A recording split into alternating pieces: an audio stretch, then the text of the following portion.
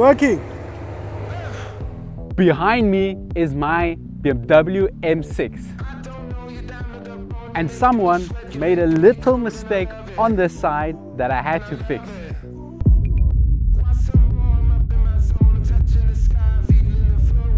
And after doing a road trip all the way to Kyalami Grand Prix circuit in this car, on a special road trip,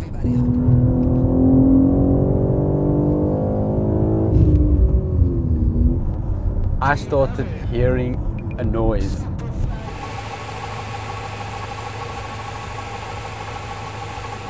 And that noise, unfortunately, after diagnosing, I came to the conclusion that it's coming from the flywheel. So today, we're going to sort that out, and we've got something special we did on this car as well, a nice performance modification that I want to share with you guys. So let's get the car in the workshop and let's remove this gearbox so we can replace the flywheel, and hopefully that's the end of spending money on this BMW. First step, disconnecting the battery.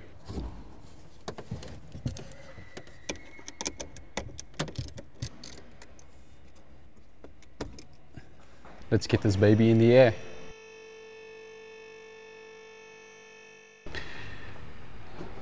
To remove this gearbox looks pretty straightforward. Just got a couple of balancing bolts.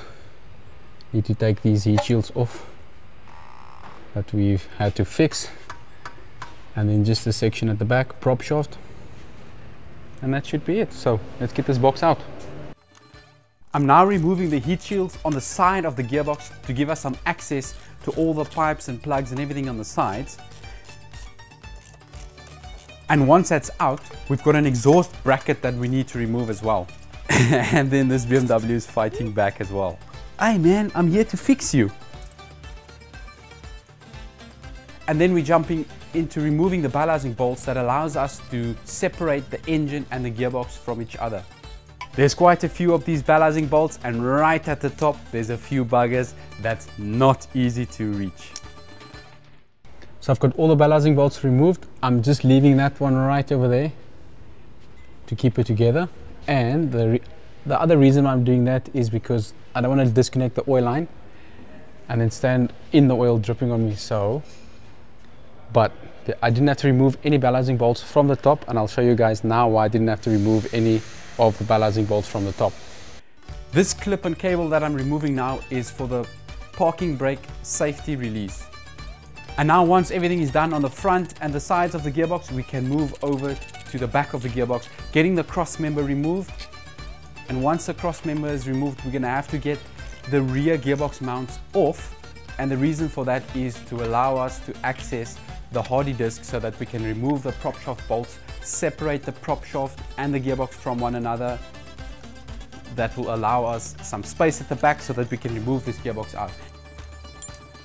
I think I've got everything removed now. One more thing that we need to disconnect is the oil feed lines over here. And then we've got one more bolt holding the balancings together. I first need to get the pipes out in order for me to get to that bolt. So let's get these oil pipes out. Might make a mess now. Oh, there comes the oil. And with the oil pipes being disconnected, now I can finally access the final balancing bolt that is holding everything together. And then I decided to put some block-off plugs into those oil galleries on the side of the gearbox to prevent any dirt from entering into the gearbox, and also to prevent the oil from running out of the gearbox. And from everything I did on this gearbox, I must say, getting the hardy disc out, that was the hardest task of them all. That prop shaft was in our way, and then luckily I got us a new foam pad, so we're going to replace this bugger.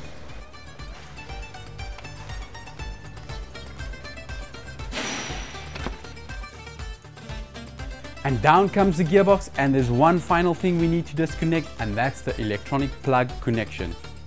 And as easy as that, our gearbox is removed.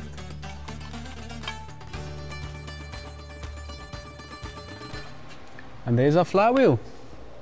And now we can clearly see how stuffed this thing is.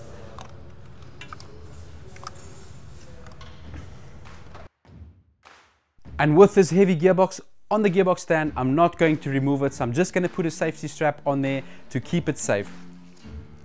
And then looking at the inside of this bell housing, it's very dirty, and I mean, I've got the perfect opportunity to clean it, so let's just give it a nice clean. You don't have to clean the inside of the bell housing, but it just looks so much better, and on top of that, it helps me sleep better at night. And just as I finished cleaning the inside of this bell housing, our parts have arrived from the main dealers.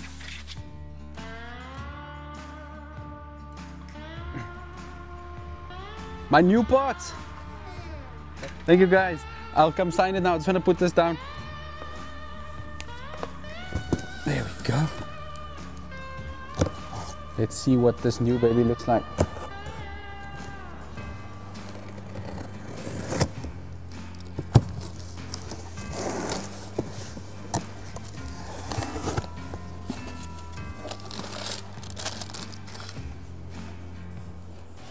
Did we make the right call? Only time will tell. Come, let me show you guys what I'm talking about. So if this is our old flywheel, and there's quite a bit of play on this thing. You can even move it around like that. So that clearly looks like something that's shot, but I just want to show you guys something. This is our new flywheel, and there's also some movement on this thing. So did we make the right call? Only time will tell. We're gonna have to fit this thing. I can't give it back now. It's been removed, it's been tampered with. So I'm gonna have to use it. I'm really hoping that that is our problem. Otherwise, I just made a very expensive mistake on this car. So the play is definitely a little bit more on this thing, but I was expecting something more solid coming from that box. I really hope so. And then on the foam pad, this is our old foam pad, and this thing is, it's like a piece of cake. It just falls apart. So I did get us a replacement one, and that will slot in nicely over there. This section goes into the gearbox and it seals it nicely. I'm just going to clean the old pieces off before we fit the new rub. I'll just take a wire brush and just brush it off. I don't know about you guys, but I really hope that this flywheel is the solution to that noise. Now we're going to remove the old flywheel so that we can give this bell housing a nice clean over here as well. And I don't know if you guys are seeing it, but I think right there at the top you can see our performance modification we've made to this car. Let me quickly clean this bell housing and then we can talk about the performance modification.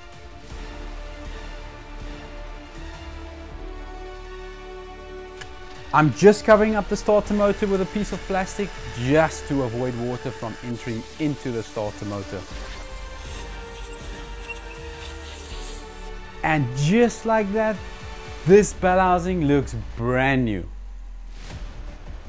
I think it's time for us to talk about this performance modification. Do you guys remember the white car we did the comparison with?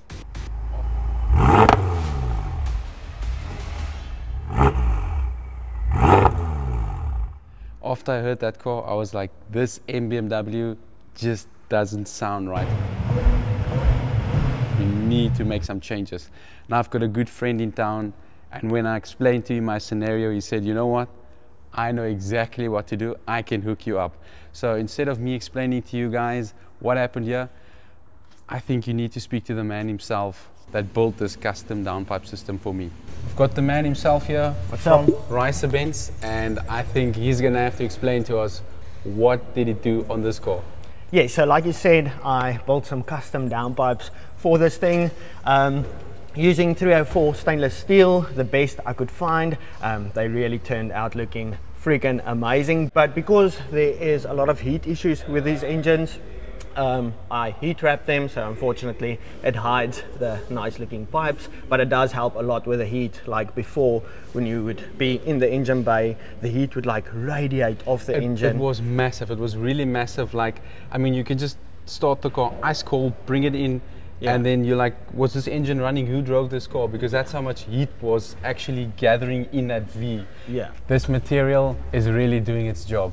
It's doing its job well. Definitely. And yeah, I'm looking forward to the test drive as well. I've never been in something as powerful as this, so really looking forward to that. And then another thing is about your old cats. They were also starting to fall apart, so it's a really good thing we did this. And we also put in some cat foolers, so hopefully they work. But you talked about maybe getting a tune on the car. A tune, yeah. Yeah, so if there's someone that's not happy with what happened here, well, we were going to run into issues in the future. Like you said, the catalytic converter itself started breaking up on the inside, so it's a good thing we cured that. And then on the tune side of things, I cannot give this car too many advantages, because remember guys, we're still going to do a head-to-head battle, S65 versus the M6. So this is one advantage, we can't give it two advantages. But if you guys want to see the full build on these beautiful custom downpipes, you can go check out his channel, Ricerbenz. I will drop the link down in the description box below, and support my friend. He's also going to do some massive other custom things for us as well. So I'm really stoked. We've got a lot of things planned for the future, but you guys will just have to wait and see. I haven't yet seen the performance side of things, because when he was doing the downpipes, I asked him to remove the top bell housing bolts for me. I still need to put them in. I don't know how the heck I'm going to get them in there, because it's quite tight in here. I might have to disconnect the exhaust just to drop the engine down, but I'm excited to hear and feel this thing out on the road. So let's get back to business. Let's get this flywheel in the car. But before we get it in the car, I'm just gonna have to make sure that this thing is the right thing. Good. Just want to make sure that they are exactly the same, because I can already hear the dealers telling me, why didn't you check it? Not gonna get caught like that.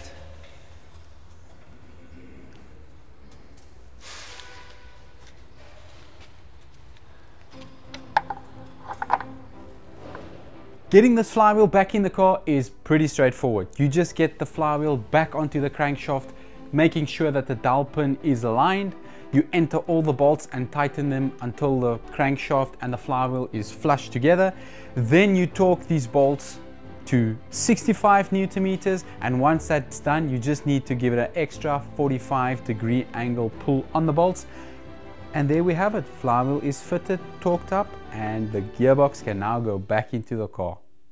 I've double checked everything, it's nice and clean, so we're ready to go in. And I also checked the service history on this car, because when I disconnected the oil lines, I could see the oil was still very clean. And then I noticed that there was a gearbox service done to this car not too long ago. So I've decided not to service the gearbox, because it's going to cost me 7k, 7,000 South African rands just for the parts, oil. I don't think it's necessary for us to do a gearbox service. And now getting this gearbox back into the car is basically the same as removing the gearbox, just in reverse order. Removing the strap, getting the electronic plug connected, and then getting the two bell housings to align. I think that is the hardest part of it all. But from there onwards, it's pretty straightforward, just entering bolts. There we go. That's my favorite sound. Okay. Now we can get some bolts in here. It's very important to make sure that the bell housings mate freely and you don't pull it in with a bolt, because that's the quickest way you can break something. And after doing most of the work fitting this gearbox back into the car, I realized I never put the sound damper rubber in between the two bell housings. That means I had to take this gearbox out again.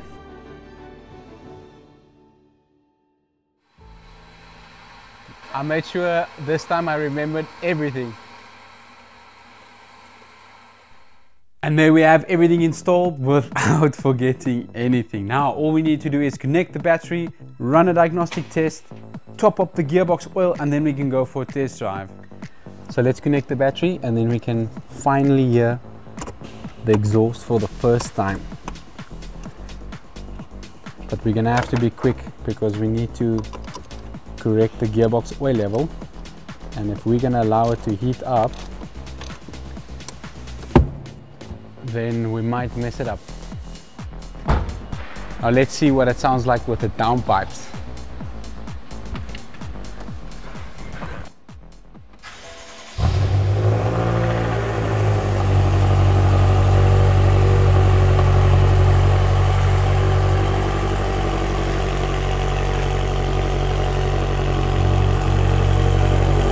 Now that's what I'm talking about.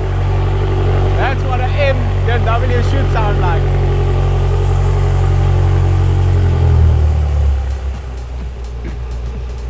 She's still ice cold, so I can't rev it yet. I'm just gonna quickly connect the diagnostic machine so we can check the gearbox temperature so that we can correct the oil level. It should be at 40 degrees.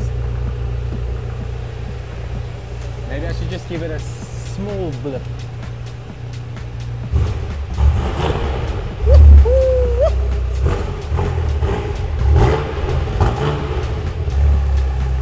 Patience, patience! Correcting the gearbox oil was a bit of a process, but nothing too hard. So I got this oil from the agent, the DCTF 1 Plus. The correct stuff. Don't want to mess around with gearbox oil.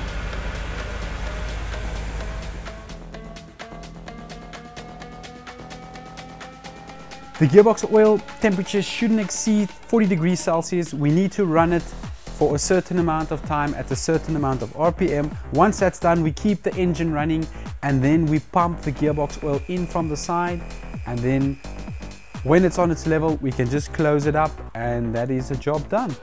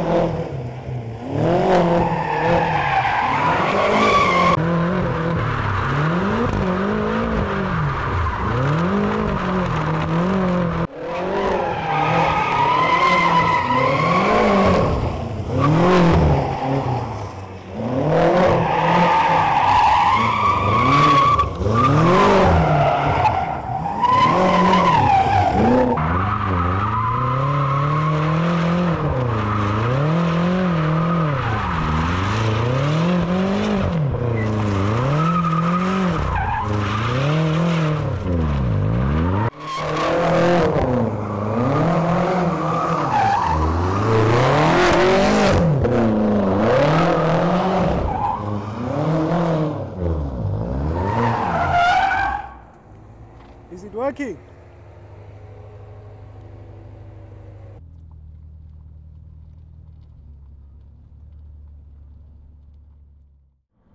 And finally, that awful noise is gone. And not just that, the drivetrain is so much more connected now. This car finally feels like a brand new car. Well, after spending another 30,000 South African rands.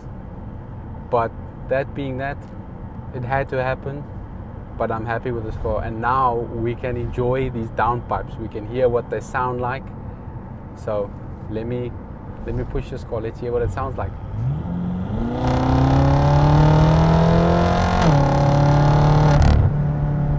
Oh, that's what an M should sound like. Now you can hear it's an M. No more pretending. I'm very happy with the downpipes. And something that I really like about a BMW is the fact that after we've fitted downpipes, we've got the oxygen sensors running in there, and this car's happy. It's not complaining or anything, no limp modes, nothing. So I'm really happy about that. I mean, it's like, it's fine, I won't tell anybody, but the result is really nice.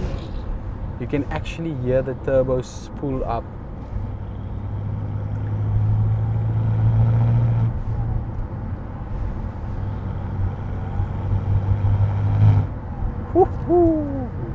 I'm happy, really happy. Just want to get a nice gap and then we can push this car, see how these exhausts hold up, and also if limp mode will stay away from us. Where's the gap? The gap is coming. 3, 2, 1, there's a gap.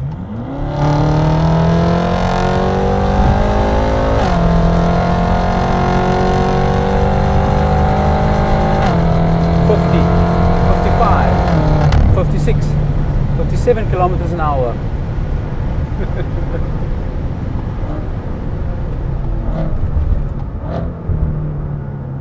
Woo.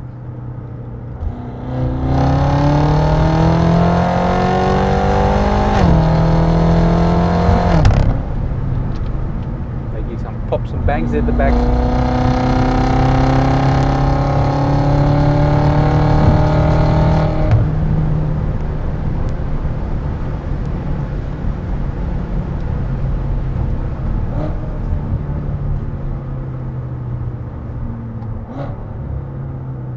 I would say, after all the work we've done, now this car's ready for the drag race against the S65. So I'm gonna have to speed up and get that S65 running so that we can get this over and done with. But this car's ready now. Ready, ready. Fresh tires, fresh brakes, fresh flywheel, fresh paint, and a fresh smile on my face, definitely. Previously, when I put it into efficient mode, you couldn't hear a change in the exhaust tone. So I actually thought that there's something wrong with the flaps, but then I looked at it and I saw that the flaps are actually actuating. So now you can actually hear the difference with the downpipe. So we're in efficient mode now. So if you want to cruise along, you don't want anybody to hear you, this car can do it. But when you want to make a noise, you press the button, downshift, and you make a noise. That's how it should be. I mean, what's the point of exhaust flaps? And we're back in cruising mode, nice and quiet. And on the power delivery, did the downpipes make a difference? Well, I can't really tell you because it's been quite a while since I've last driven this car, so I can't remember. All I know that it's with the downpipes, it's powerful. This thing is powerful. When the RPM starts climbing, you need to be careful with this car because this car can put you in a ditch. I mean, that's where we found it. We found it in a ditch. So I think it makes sense why this car was in a ditch. With the amount of power this thing has, being rear wheel drive, it's loose. It's quite loose, which is fun. It's a lot of fun.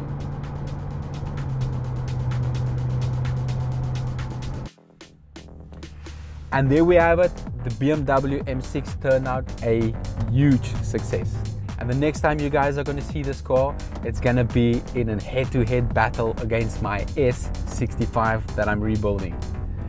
And if you want to see how these downpipes were fabricated, remember to check out the Ricerbenz channel, link down in the description box. And if you like this type of content, hit that subscribe button and I'll see you guys in the next one. Thank you so much for watching. Cheers.